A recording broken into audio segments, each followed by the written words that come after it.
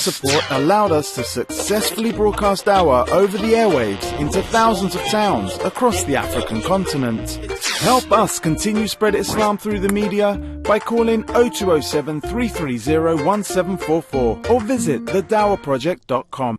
Darussalam.com, global leader in Islamic books, wishes you a blessed Ramadan and Eid Mubarak. Visit our website for a selection of beautiful Quran and authentic Islamic knowledge. For all your family and friends, your Ramadan and Eid gifts are available at darussalam.com.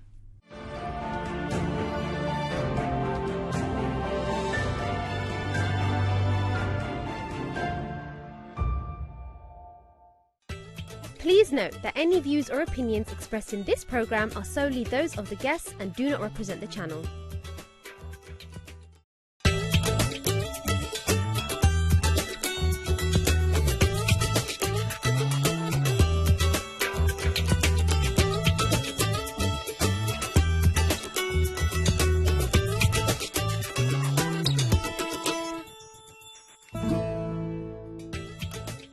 Assalamu alaikum rahmatullahi wa barakatuhu and welcome to Women's AM. You are joining myself, Shahina, and we are bringing to you further discussion on the topic of protest and racism and the whole Black Lives Matter movement. Today's topic is racism and will we see change? Alhamdulillah, we have seen a lot of people get involved in these discussions and much more people listening than we have or our generation has witnessed really. There's so many aspects to discuss and so many aspects to touch on. So today, alhamdulillah, I have with me the award-winning author and transformational coach, Naima B. Robert.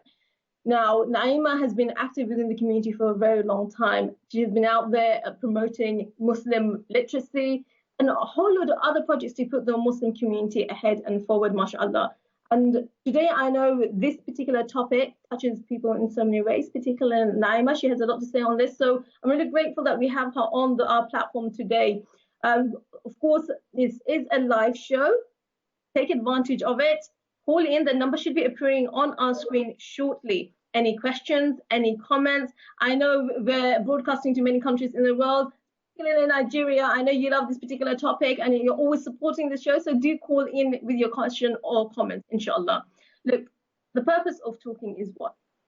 Not just for just to talk, not just to learn something, but to learn something and utilize it to take action. So today our focus is going to be on addressing ways in which, inshallah, that we can move forward, that we can see change, and how we all individually have a responsibility towards making that change, whether it be within ourselves or externally, inshallah. Now then, without further any ado, Assalamu alaikum, Sister Naima. Wa alaikum salam wa rahmatullahi wa barakatuh. How are you doing today? Alhamdulillah, very good. Much better that you're on the show, because I think, alhamdulillah, I know we had a discussion between ourselves yesterday and a lot of issues came up. So there's a lot of things I want us to touch on. It might not all be particularly, not everyone, it might touch a few nerves. It might also motivate change. But what I do want, and I know you will agree with me for our views, to see this as a learning curve, that we really take something from the situation. And inshallah, rather than taking offense to anything, that we as Muslims, we all should always be open to seeing the flaws within ourselves. And the purpose of Islam is to fix those flaws.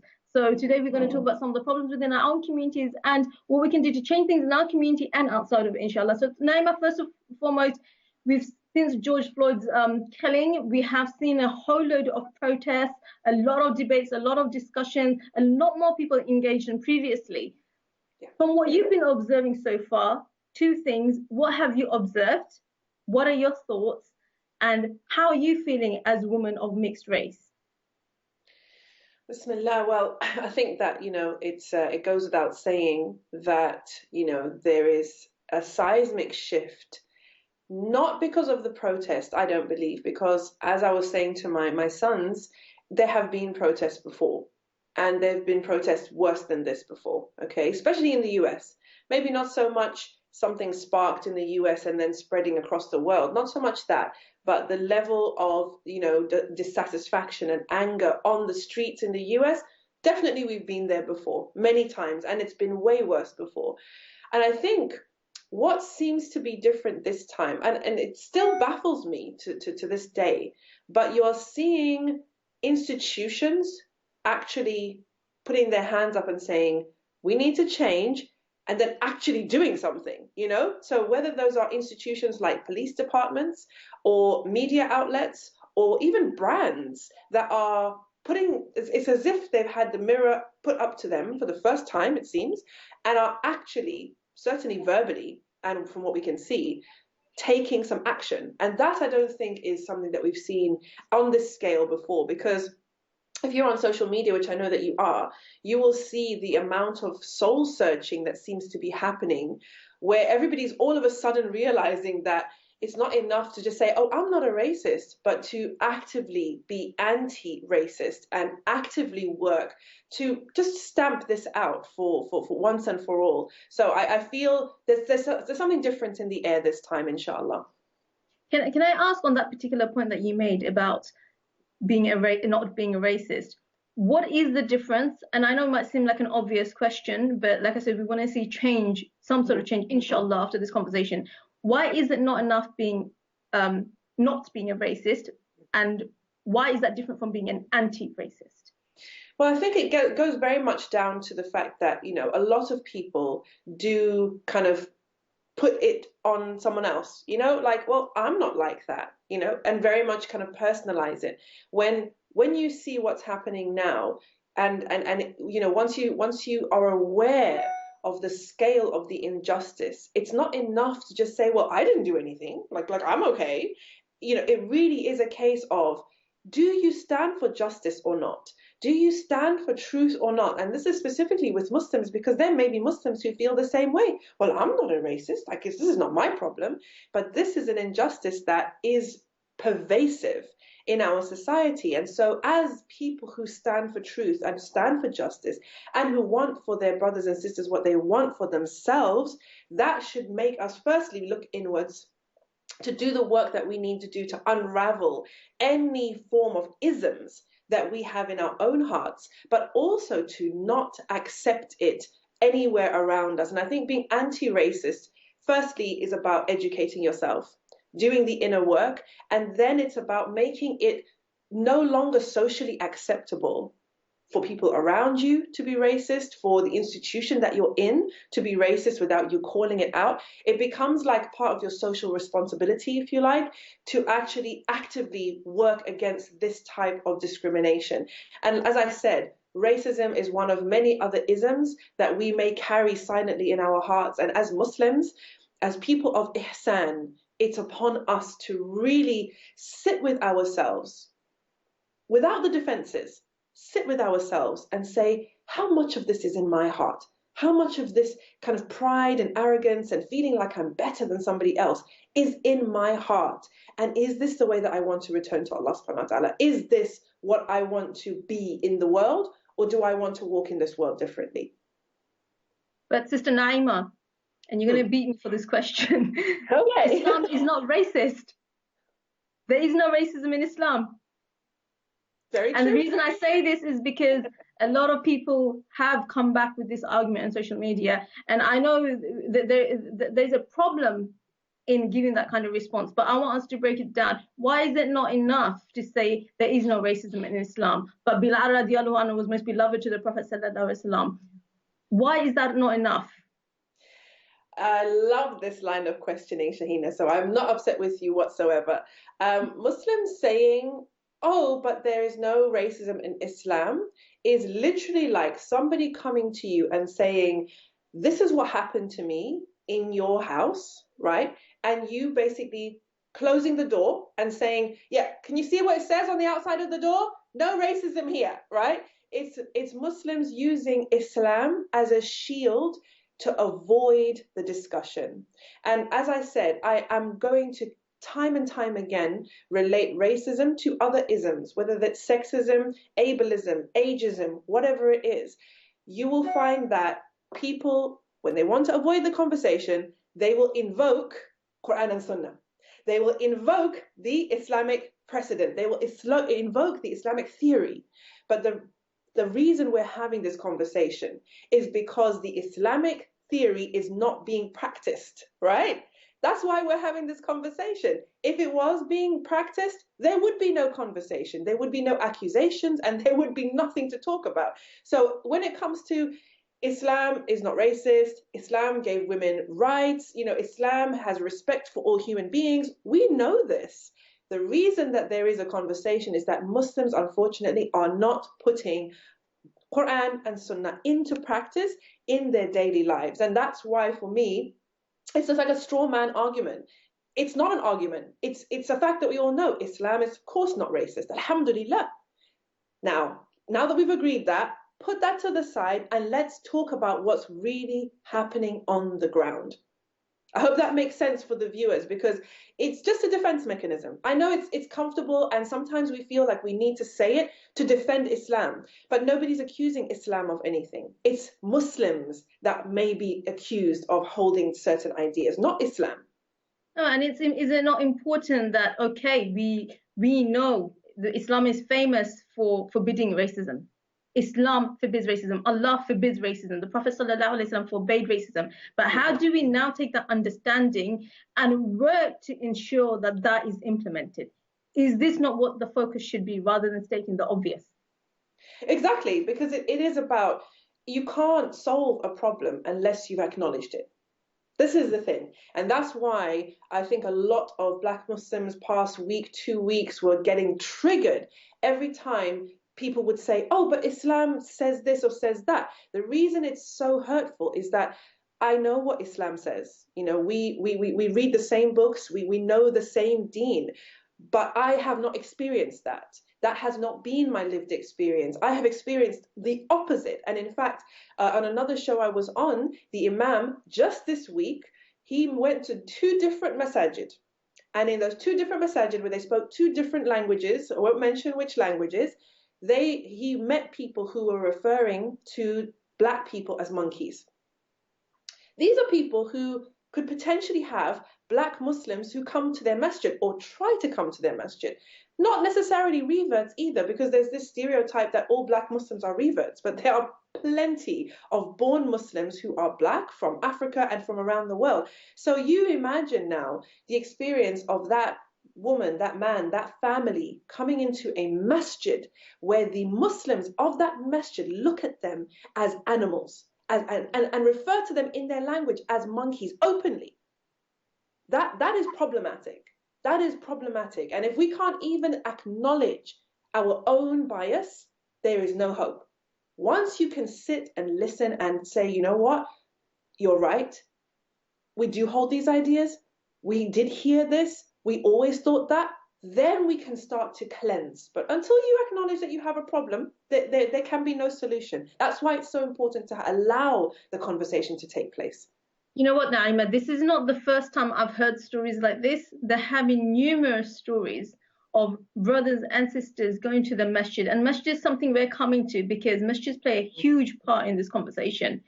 That we know Africa came under Islam long before Asians did, or Southeast Asia did, and many other countries did. We know that. And there's a huge population of African Muslims who were the bigger players when it came to the spread of Islam and what Islam is today. But there are also people who do revert to Islam, and particularly a lot of Black people and people who are already Muslim, who walk into the masjid with this concept that our bond, the bond of brotherhood and sisterhood, is one that is greater than blood. Yeah. But then you walk into a masjid in what we call a progressive society such as London. You walk into a masjid where you are supposed to feel safe. There's one place you're not supposed to feel like you're less because of your skin color. But then your so-called brother or sister makes a comment such as that is so anti-Black and racist and haram. They put aside the concepts of it being haram, but the dagger to the heart. I have seen grown men cry because of dagger in that heart. And I don't understand when we will wake up to some of the flaws within us and acknowledge that, look, we've got a problem. That there's nothing wrong in saying we have a problem. There's no shame in that. There's humbleness in that. There's a beauty in that, acknowledging we do have a problem. I'm not just talking about the Asian community, I'm talking about pretty much every single community there is a anti-blackness. But we know about our own. So the step towards change is acknowledging we have a problem and realizing there's no shame in saying that. There's shame in having that problem. There's no shame in acknowledging that problem and now asking, okay, what do we do? Yeah, exactly. And now to bring the masjids into that conversation, Naima, masjids are the hub and the beating heart of the community. If they're not beating heart, they need to be the beating heart of this community. Because if you go to other countries, like I went to Bosnia, subhanAllah, in Bosnia, you had your sisters who weren't covering and people who weren't practicing, but the welcoming atmosphere in those places was so different. It was a community hub where people can just sit at peace and just sit there. They did football matches. They had so many other activities that served the community. It was a place of service, not just a place of prayer. So the question I want you to answer after we come back from break is, what part do masjids play and what do we need to shake ourselves up and be a part of that change? But for just thoughts, we're going to go off for a break. Don't go anywhere. When we come back, we will answer that question and much more, inshallah. See you in a bit. Assalamu alaikum.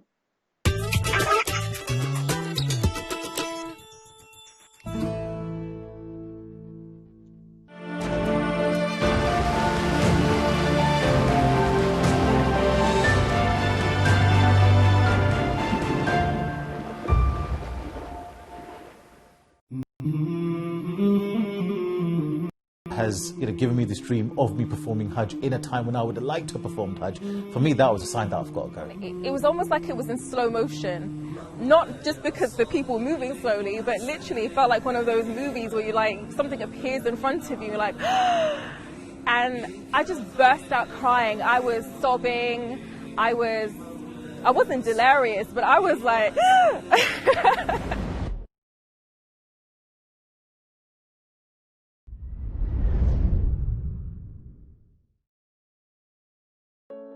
Do you want to invest but required halal savings options? Do you need an advisor to guide and assist you through the financial landscape? Then call Oasis Crescent Advisory Services. We are committed to your financial well-being and will assist you to better understand your financial position and help you build a tailored savings portfolio. Call Oasis directly. Oasis, commitment unwavering. Welcome to Blackstone Caterers, London's finest Pakistani wedding caterers. With an established reputation for catering and offering the very best in quality service for your weddings, private parties and events. We cater in London's most prestigious venues. From 5-star hotels to country manor houses, contact us for your wedding catering, venue packages or special events on 0203 500 0988. This is an important update about coronavirus. This is a challenging time and I know people are worried, not just about their health, but about their livelihoods. That's why we're doing everything we can, as quickly as we can, to protect your economic security. So if you or your business is struggling, please go to gov.uk/business-support for more details on the support available to help businesses and to protect people's jobs and incomes.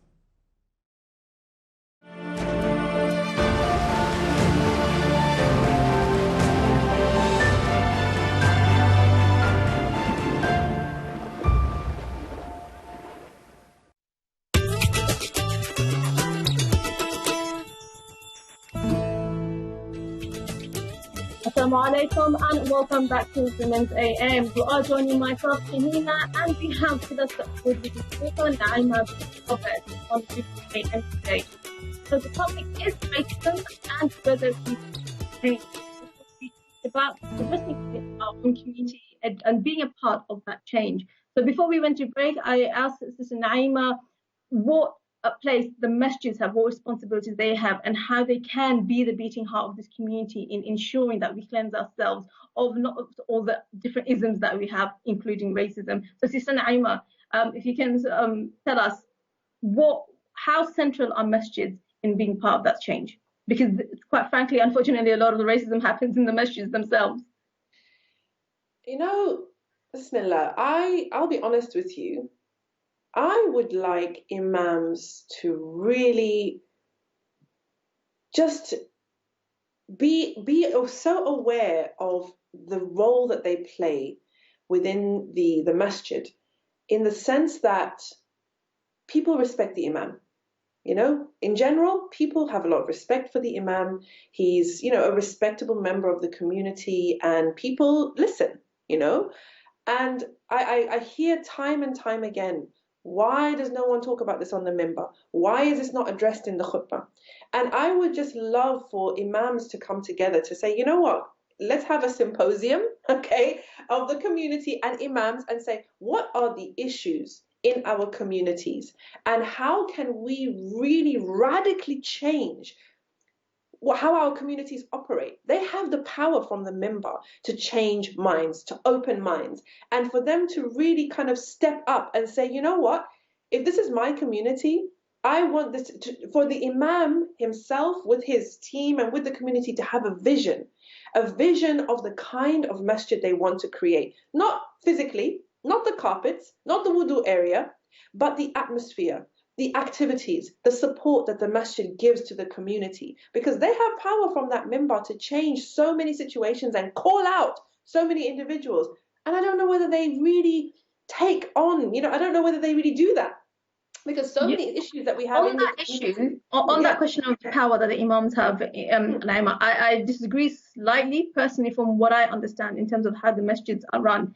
I think imams definitely are central in terms of being the ones to be in the minbar, but in terms of the consent and those who give the authorization in terms of what you talk about and what you do, that I think comes from the central committees in the masjid. So isn't it that we need to ensure that the right kind of people are running the masjids, and if not that, at least there needs to be some sort of body that's going into the masjids and at least telling these people these are the issues and this is what needs to be done and this is the purpose of the masjid. Because I don't know how much power imams really have if those who are running the masjids are making the decisions and allowing them and enabling them to have these conversations. Yeah, I think they're definitely, you're 100% correct. I'm disconnected from masjid culture, so I know that yes, in masajid, the masjid committee is a huge thing, and it's a shame, if you have got a visionary imam who basically he's just paid to do the prayers and that's it. But definitely addressing the issue from the minbar, making sure that any instances of isms are called out immediately. That is really important, because if you have a community where certain behavior is not acceptable, people will stop doing certain things, as you know, because there are places where, if you go there and you're not dressed a certain way, you're going to feel it. And we complain about that because people want to feel welcome. But that power can sway the other way as well. If you're in a community where certain behavior, if you do that, you're not going to feel welcome, or someone's going to actually say something to you. Little by little, people will start to say, maybe this is not the place for me to act out my microaggressions. Maybe I need to behave differently in this space because this is the culture of this particular community. That's right, and the culture can be changed. When we see all the mosque open days, the masjids have a lot of power. Whoever is within those masjids, they have a lot of power. All the open days that we focus on, all the dawah about anti-Islamophobia, all the open door days that we have, and there's a whole lot of build up and a buzz around that, especially welcoming the non-Muslim community to come into the masjid and see what Islam is about.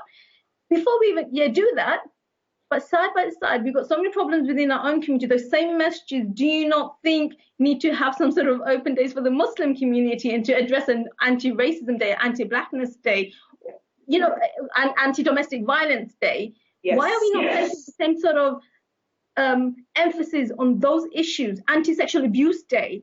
Those are things that are rife in our community. Racism is one of them. Racism, domestic violence, sexual abuse.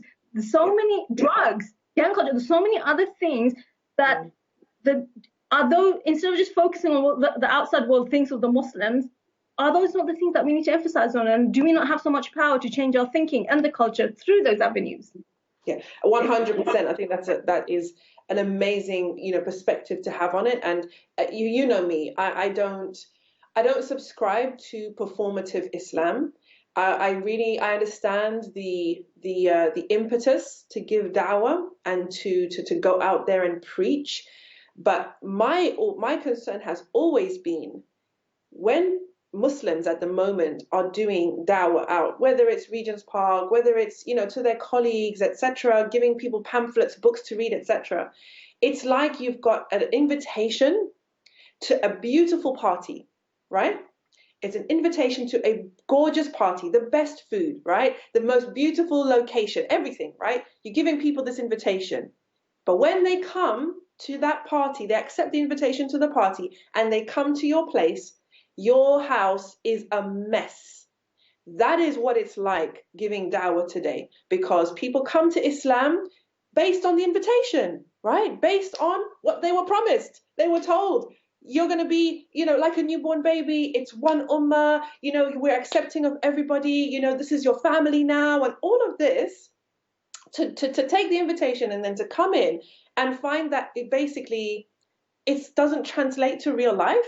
It's just an invitation. It's just a story. But the reality on the ground is the house is messed up. It's like you have sisters, brothers, especially sisters, coming into the deen, mashallah, with the invitation, right? And they're told, oh, women are respected in Islam. Women have so many rights in Islam. When you get married, your husband should do this and this and this. They accept the invitation, and people say, get married, your Muslim husband should treat you like this, da da da da da. Wait for them to get married now and see the kind of life that is waiting for them. SubhanAllah. And sis, you know this, and I know this. And the problem is, everyone knows it, including the imams, but nobody wants to speak. It's much easier to give dawah and present a beautiful face of Islam than to actually do the dirty work of cleaning out our own house. So for me, there will be always people who have to go out there and give dawah. May Allah bless them and give them all the tawfiq. As for the rest of us, our job starts here with our own selves and our own families and our own communities. Because for me, it's shameful to have so much emphasis and money and time and resources spent on dawah when really the home that you're inviting them to is falling apart. And you need to do some serious cleaning and some serious DIY. On that note, do you think, because I personally haven't seen this amount of conversation and dialogue within the Muslim community itself, judging by social media and the people that I'm talking to, with regards to anti-blackness since the protests kicked off and the killing of George Floyd. There were a handful of people that were talking about it, but I am seeing a lot more people responding and a lot of people asking, what shall I do? So that kind of conversation is happening, but do you see two fronts, change happening within our community, and do you see change happening generally as a society? I'm hopeful. I'm hopeful that things will change, mainly because the conversations have been so widespread. So I would say, I can see Muslim communities and organizations kind of like taking a step back and saying, wow, I never looked at it that way before. So, for example, when they're being called out for the lack of diversity, so say we say a Muslim brand being called out for the lack of diversity in their branding, for example, that may have been rumblings on the ground before, but now it's a big issue. And I think you will see people moving differently. I think you will see organizations just having it in mind that this panel is really Desi, or this panel is really Arab. Just like, if you remember, Shahina, 10 years ago, there were no women on any panels, if you remember. No women at any conferences speaking, and certainly not any women on a poster. You would never see that, right? That changed because sisters started making noise. Sisters started critiquing it. Sisters started complaining. Sisters started pointing out that, you know what, I'm not supportive of this, because you're saying that the only voice that is allowed in our community is the male voice. And that conversation happened, that soul searching took place. And I just want to share this with you quickly. I spoke with the founder of one of the very old organizations in London, Dawah organizations. And he said, sis, we need you to come in to inspire the youth. The youth are losing their Islam. And so we want you to come and do various things, blah, blah, blah. And he said to me, through the 90s, the 80s and the 90s, we did not invest in the sisters. We did not invest in the women. And now we're reaping the fruits of that. Because if you remember those days, women were, you get married, you have children, you're not seen and you're not heard, and you stay at home. And so there was no development, there was no uplifting of women, there was no respecting of women's position or voices or authority or perspectives. And because of that, it's like you're now a man walking with a limp. You're trying to go forward, but this leg is weak, right? So this is what he said to me. And I thought that's a real eye-opener, that you've stepped back and you've looked and you thought, this is one of the reasons why our community is in the state that it's in, because we ignored the women. And now, mashallah, they're trying to make changes. But you see, what I'm saying is change is possible. Culture changes. We are changing culture all the time. So culture is not a static thing that was set in the past. It's being created and recreated all the time. So I am hopeful that this will spark a change of its own. And in 5-10 years' time, the conversation will be at least slightly different. But I think it's a great example of how change can happen. And you're right, 10 years ago, you barely saw any women, let alone perform poetry on a platform. Now we have a lot of female Muslim poets. And that came about because we dug deep, we studied, we understood. We looked at that history. I thought, hang on, poetry is a part of Islam. Historically, it was always there. Women were always at the forefront. Islamically, there's so many female scholars if you read Akram Nadwi. So we made so much of a loud noise. We made that noise. We shouted on top of our lungs, and the change happened. Yeah. We need to do the same for this. Yeah. But within that, a lot of other conversations are happening, Naima. And I know, excuse me, we have a couple of more minutes before we go to break once again. But there's a whole discussion, and I don't know how deep you want to go with this discussion, particularly today, but because of the anti-blackness within the community, because of the lack of involvement of black communities within our own Islamic community, there has been a move towards the black community creating some of their own spaces. Now, the question is that the best thing to do, or is it not? Because the argument put forward has been, hang on, this is going to create disunity. What is your perspective on that? It's a tough one, Shahina. Yeah, you really got me on the spot there, because, I think as we mentioned yesterday, people feel comfortable amongst their own, right? And I say their own in inverted commas because their own changes depending on the situation. At some points, our own is just women. We just want to be with women. No shade to you guys, but we just want to be with women, and in certain spaces, being with women, you feel like you belong, you're at home, yeah? Other times, you want to be with mums. Maybe you're a mum of young children, and so the people you belong with are other people with young children, because you know how life is with young kids, right? At other times, you want to be with people who are intellectual or who have studied Islam. That's where you feel you belong. Other times, you just want to be with people who speak your language or who understand you or your history or your culture or whatever. So I think it's a bit rich to say to any minority Muslim group that you shouldn't want spaces for yourselves. I think that is something that you will see in every community. If the Bengali community wants to be together, they have a space for that. The Kurdish community, Turkish community, they can congregate and relax. And I think that Black Muslims, obviously, we're not all the same. There's a huge Nigerian population, there's a Somali populations who will also sometimes gravitate to their own. But then other times it may be just Black Muslims just want to be in the majority and want to see themselves reflected in the event or the lineup. And so, yeah. Yeah. No, I think that's a really nice way of having explained it. It really breaks down why people kind of want that space. But I do want to come back to that just a little bit more after the break, just to give ourselves an opportunity to really clarify and sort of crystallize this need for having some of your own space, basically. But as I said, the viewers, don't go anywhere. Once again, it is a live show. If you do want to join in on the conversation, please feel free to do so. See you back in a bit. Assalamu alaikum.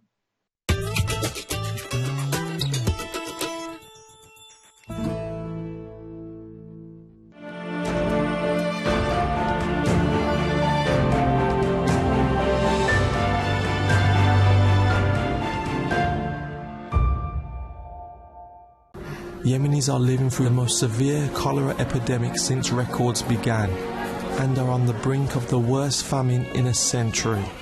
More than 820 million people in the world do not have enough food to eat. War, disease, low rainfall and natural disasters are causing already vulnerable families to go hungry. Donate today at humanappeal.org.uk or call 0161 225 0225. Live in one of the most highly sought-after neighbourhoods in all of Greece. The Greece Golden Visa is waiting for you. Choose your luxury apartment. Stunning 360 panoramic view, sea and mountains.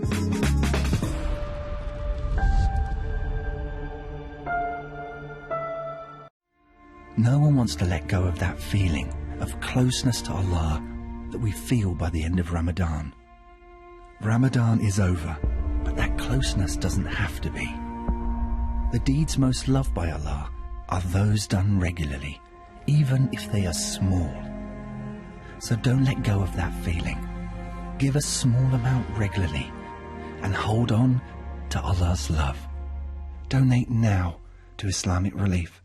No matter how difficult the legal problem, Knightsbridge solicitors are always with you by your side. Islamic wills, immigration, medical negligence, family law, criminal law, or personal injury.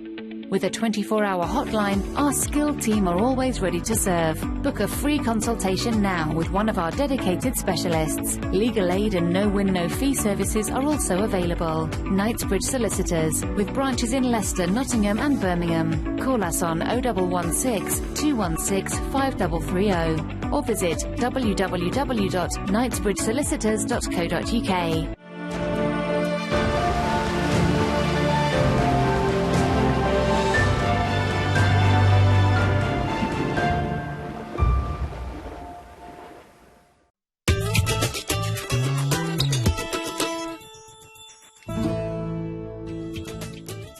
Assalamu alaikum everyone. Thank you for joining me on Women's AM. It's not just myself. I have the lovely Naima bin Robert on the show with me, and alhamdulillah we've been having a wonderful conversation, a fruitful conversation I believe, and I hope our viewers can really take away something from this. Now, we talked about racism within our community. We talked about how the masjid can play a part in being a part of this change. And I think the final discussion we had before we went to break was the black community wanting some space of their own, and that sort of being labeled by other Muslim communities as segregation and something that would result in disunity. Alhamdulillah, Naima, you really explained that really well, really broke it down in that there's all of us, whether we're different race or not, we have so many different aspects in our life. When we're young mothers, we want to be around young mothers who understand our situation, who get what we're going through without having to explain it. And I completely can relate to that one. Sometimes we want to be with just in an intellectual surrounding. Sometimes we want to be around those who have something in common with us. Everyone has their own space. Bengalis do have their own space. Pakistanis have their own space. Other Arabs have their own space. And I think it would be very rich of us to say that the black community shouldn't create their own space, considering that we are part of the reason why black people want that space in the first place. We did exactly our brothers and sisters from that community into our space. So, but regardless, even without that, even without the lack of welcome, every community, even within the black community, you have different groups. You have the Nigerians, you have the Somali, you have the Jamaican, you have other. Sometimes even they would want to be amongst their own. Nigerian want to be with Nigerian. It's just a natural human thing. You want to be with people you have something in common with. Yeah, exactly. And this is what I was going to say, that it's okay. It's not a racist thing. It's okay. You know, I mean, I think there is a time when the whole community should come together, and that space should be reflective of and respectful of the diversity within the Muslim community. I think there's a time for that, there's a space for that, and also when it comes to, you know, physical representations. So if it's panels or TV shows that are supposed to be universal Muslim TV shows, universal Muslim books, for example, there needs to be an awareness of the diversity, that the inherent diversity within the Muslim community, to make sure that everyone sees themselves reflected. So when you're claiming to do something that is for all Muslims, you need to be mindful of how diverse your representation is. But if it's not about the diversity of Muslims, if it's just, you know, it's a Turkish thing, it's okay. Like, it's okay for it to be a Turkish thing. It's okay for it to be a Somali wedding, you know? And it's also okay for us, and I think, sorry, to be honest, I think a lot of this will die out with the next generation, because firstly, our children are much less cultural than even us or our parents. So there's that.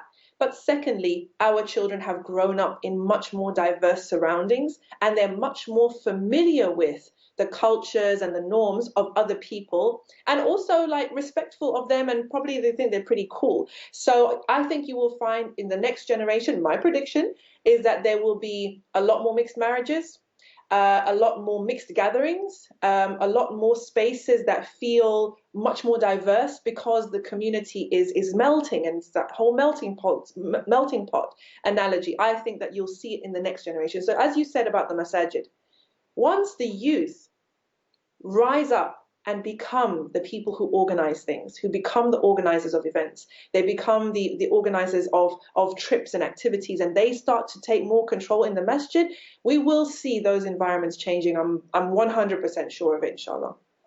Alhamdulillah. And I think just to leave people with hope, I personally am already seeing that. I know personal individuals who work in the charity sector who make a point of ensuring that there is representation. Yeah. And so I think you're right, with each generation that will change, but we do want the change to be quicker, and that would help by us just taking a step back and listening and learning and understanding and re-educating ourselves. Yeah. Our entire life will be re-education. Education doesn't stop till our last breath. So maybe we can speed it up a bit. It's not a bad thing, inshallah. But before we move to the next part of the conversation, I want to bring in our caller who's been waiting. Salam alaikum, caller. Alaikum salam, sisters. This is Mariam from Watford. We chatted yesterday on a subject quite similar in a way. So, sister, can you just just repeat your name? Mariam. Mariam, you called in yesterday. Yes, I have. Yes. How are you? Just to make sure I can hear you, please, team, put our lovely sister's volume up so I can hear. Yes, sister, go ahead. So I just wanted to contribute a bit, because, again, I think it's a beautiful subject that we have. So personally, again, I'm a black Muslim woman, or I should say I'm a woman Muslim black, because I think the way I'm putting the word is important. I'm a woman first. And I think for me there is nothing wrong with creating groups. And again, I can only speak for black people, and I will say again why. I think yesterday when we touched on the point of, the subject of yesterday, I think it's important at the moment what is needed within the black community to understand our own history. And this is still missing. So I think that before we are capable of telling the world about our own history, we need to understand our own history. And for us to do that, we first need to come together as black people. It's not about rejecting the others, but it's about within our own color, within our own community, understand our own history. I'm from Senegal originally, and I can tell you, because I know, because I've done the research, what happened 1,000 years ago in Senegal. Because being black is not about slavery. Slavery only happened 400 years ago. Being black is about having had a history before. And if we go back 1,000 years ago, 2,000 years ago, we know, or the history is there. But that history seems to be buried, and we need to take it out. And for us to take it out, for us to teach our children, for us to teach our brothers and sisters, black brothers and sisters, we first need to create a group between us. And once we all understand, once we are all on the same level, we can then go out to other communities, be it Muslim, be it Caucasian, being Asian, to tell them, guys, this is our history. Because that's what we're missing, in my opinion. We are not yet all, we don't all, it's not about being proud of who we are. It's about accepting our Thank you own so much, sister. history. Thank you. Mariam, thank you so much. You've touched on so many good points that we will come back to, inshallah. Sister Mariam also, she joined in yesterday on the call and made some fascinating suggestions. And Naima, you probably echo this, that there is, so the sister was saying, from what I picked up, was that the black community do need to come in together and also to educate themselves. And this doesn't mean rejecting other communities. And there's that, and also I think we want to come to the whole decolonizing Islamic studies, in that I think it seems to be because there's certain communities here are a lot more dominant because they were here for longer, they came here before other communities did. Sometimes Islam feels a bit dominated by a particular culture, but Islam doesn't really come from culture, does it? Islam comes from Quran and Sunnah, and I think that we've left out certain parts of our Islamic history that really probably would help us in sort of moving forward and cleansing us of some of the isms that we have within us. So just to address that first, Naima, Sister Mariam's point about that community come together and educating themselves, especially on Islam as well. Yeah, no, I mean, 100% sis, and I just want to thank her for coming on. And this is what I think makes a lot of Muslims uncomfortable about this conversation, is that we are talking about a race of people, black people. And people feel like, but are you black or Muslim first? Like, what's more important to you? People kind of are pushing you to choose.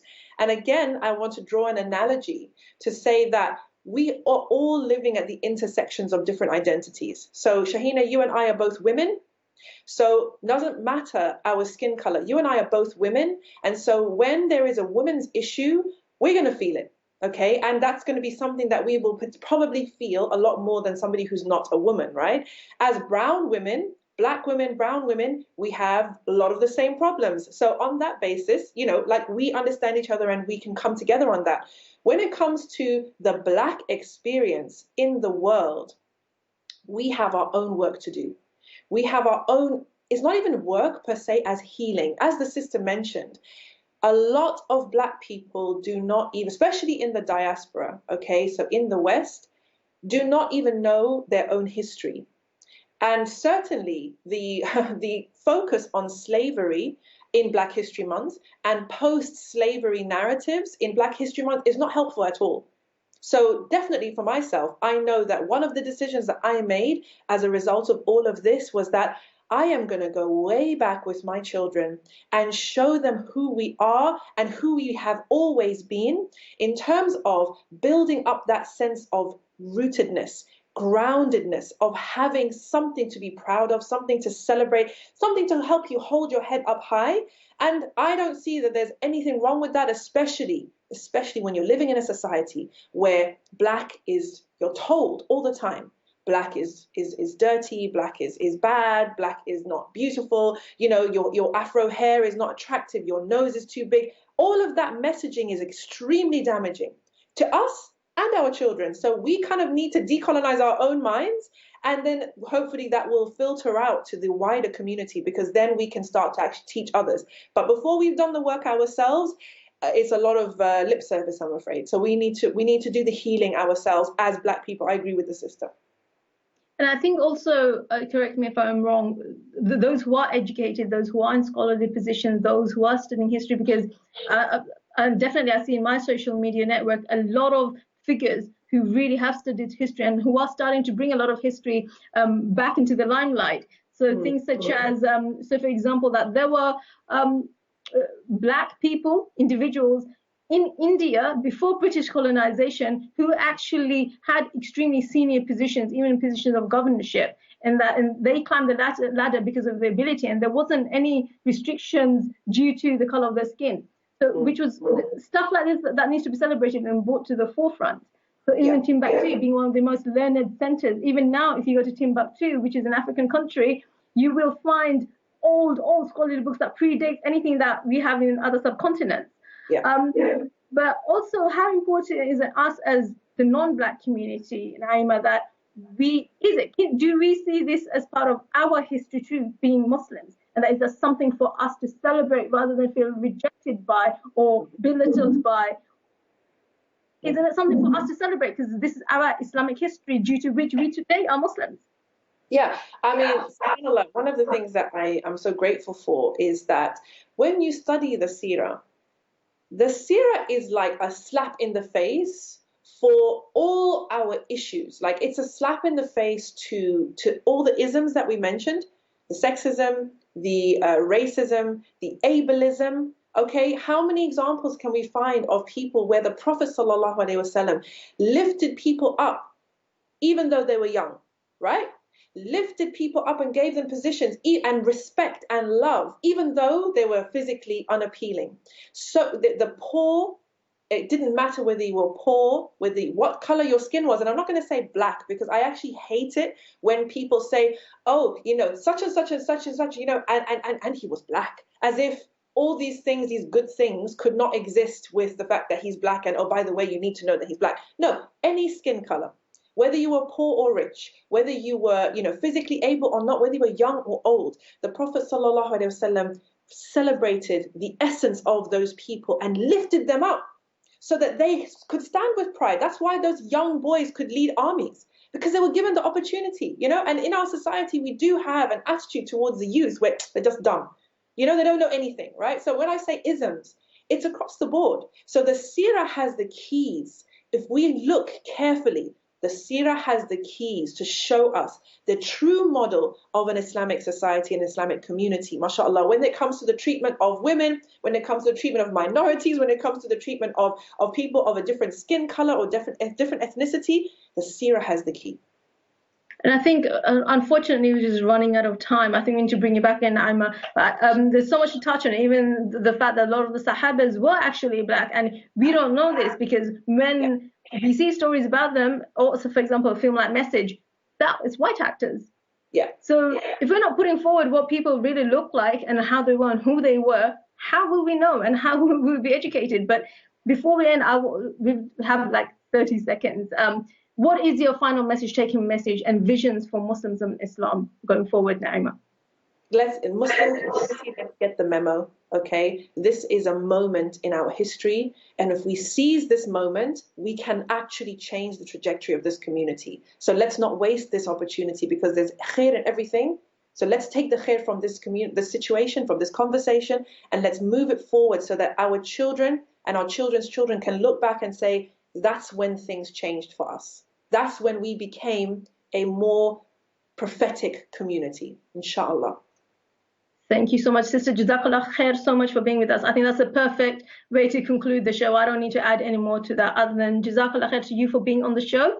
And inshallah, we'll try our best to have you back again. And to you, the viewers, for watching. May Allah bless the show. May Allah put khair in our discussion. May Allah enable you to take something good away from this and forgive us if we have offended or made any mistakes. That was not our intention. May Allah bless us. May Allah educate us. And may Allah grant us success, both dunya and akhirah, in all aspects. Ameen. Until next time, take care. Assalamu alaikum wa rahmatullahi wa barakatuh.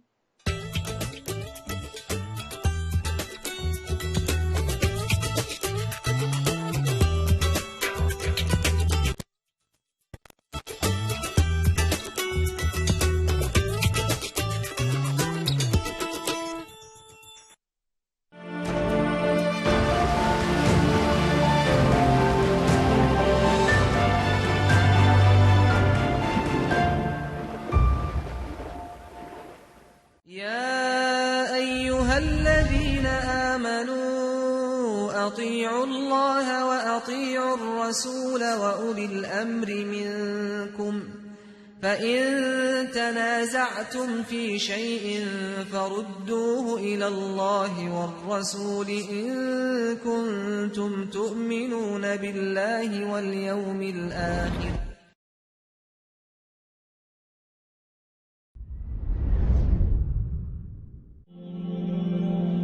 The Hajj came obligatory on the Ummah of Muhammad sallallahu alaihi wasallam after 9 years after his migration from Mecca to Medina. One would not know the purpose of Hajj unless he answers 3 questions. Number 1, the reason why should one go for Hajj. Number 2, the reasons behind various rituals, that those which are performed during the time of Hajj. And number 3, the outcome that a person is expecting from the Hajj.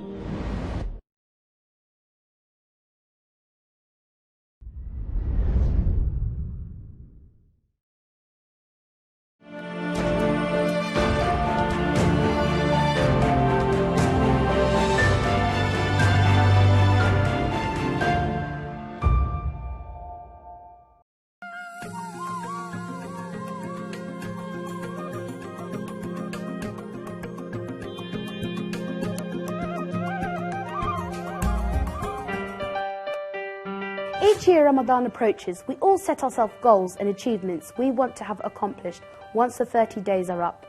We all want to develop in our deen, gain knowledge and get into a good habit, Whether it be remembering a short dua or praying our sunnahs, helping the ummah, arranging a talk about the suffering of our brothers and sisters around the world, we all intend to get into the habit of doing something beneficial. But we're all humans, and 10 days into our new habit, we start struggling with maintaining the same kind of enthusiasm we started out with.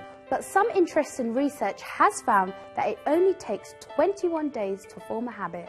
Habits are essential to daily life. They help us stay focused and reach our goals, whilst bad habits can hold us back and prevent us from reaching our full potential.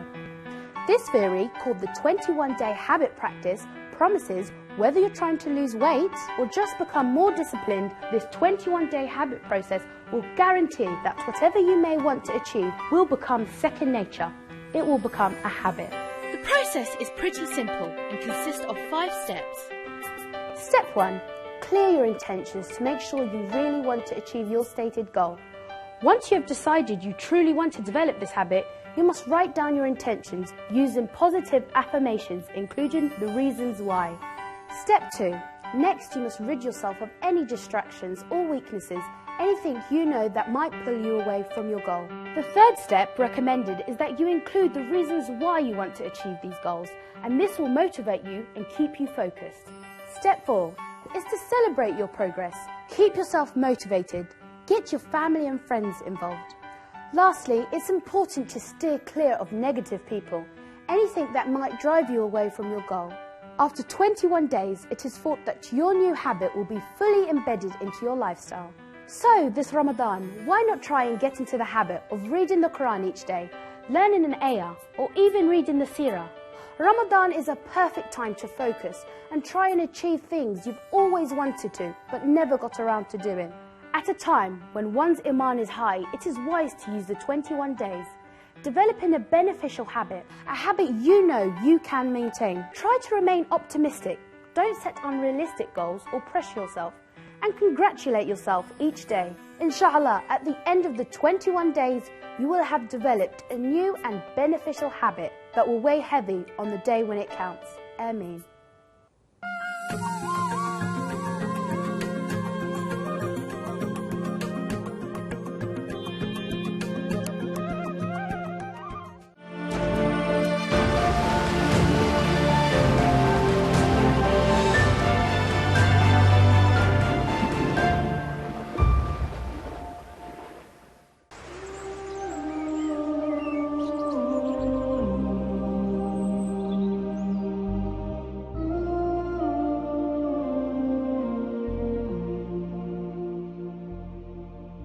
Take you back to the beginning of when Allah subhanahu wa ta'ala created the first human being.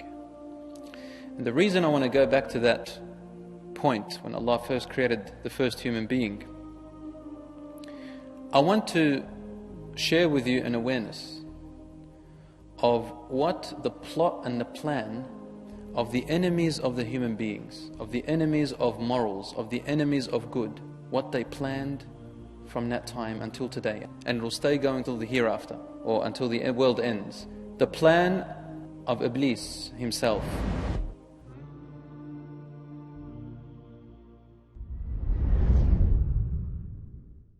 Darussalam.com, global leader in Islamic books, wishes you a blessed Ramadan and Eid Mubarak. Visit our website for a selection of beautiful Quran and authentic Islamic knowledge.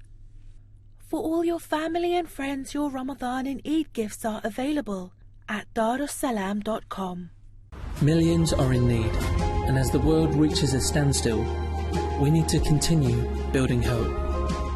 To those in the Rohingya refugee camps, in Kashmir, in Syria, and in Yemen, we're working day and night to make sure your zakat and sadaqah reaches those most in need around the world.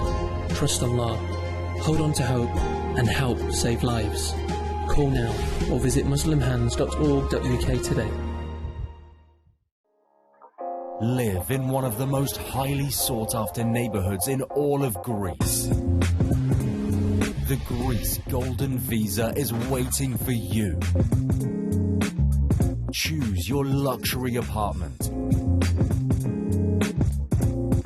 Stunning 360 panoramic view. sea and mountains.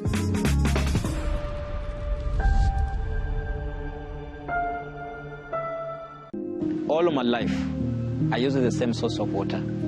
The well, it is collecting rainwater from different places, contaminated with animal feces and every product you know on the way.